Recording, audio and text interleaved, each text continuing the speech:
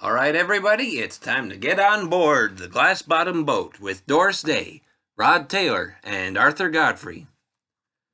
Now, in this movie, Doris Day plays the widowed Mrs. Jennifer Nelson, who has just started working in public relations for a company developing technology for space travel. Her boss, Bruce Templeton, Rod Taylor, takes an interest in her after he accidentally snags her mermaid tail swimsuit while he was out fishing. Now, he promotes her so that she is working more directly with him while he tries to get his technology ready in short order. Problems arise when the chief of security, Homer Cripps, Paul Lind, overhears her calling her dog Vladimir on the phone, which is mainly done just to make sure that the dog gets some exercise while the phone rings. But he assumes that she's a Russian spy because of the dog's name.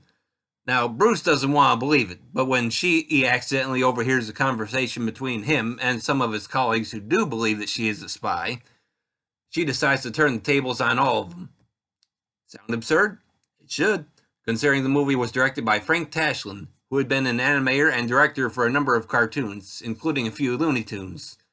So, the cartoonish elements of this movie certainly fit right in, including a few futuristic gadgets that seem like they might fit in on the Jetsons. Now, this movie features many stars from the small screen, including Eric Fleming from Rawhide, Dick Martin from Rowan and Martin's Laugh-In, Dom DeLuise in what was one of his earliest movie roles, and there are several stars from the classic sitcom Bewitched, including Paul Lynde, as I mentioned before, and George Tobias and Alice Pierce. And those two were essentially playing the same type of characters as the married couple that they had on Bewitched, so a little more fun to see that type of relationship here, too. But Doris Day herself is a driving force of this movie, managing to pull off both the physical comedy and some of the verbal comedy, too, and just makes a lot of moments work well that might not have in lesser hands. I'll admit there are some jokes and other concepts in this movie that haven't aged well, but at 1 hour and 50 minutes in length, I still think this movie is worth a few good laughs just the same. Now, this movie has been available on DVD, first through Warner Home Video, and then reissued through the Warner Archive collection. But it's the recent Blu-ray release from Warner Archives that is the best version to see.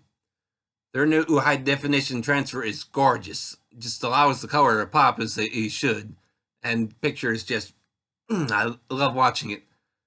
Now, I will admit I have no prior experience with this movie before the Blu-ray. But I will say that it's the...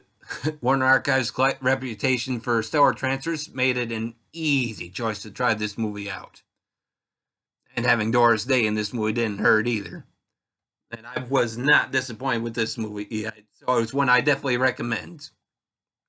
Well, that's all I have to say on this one, so thanks for tuning in this time, everybody, and I hope you keep coming back for more.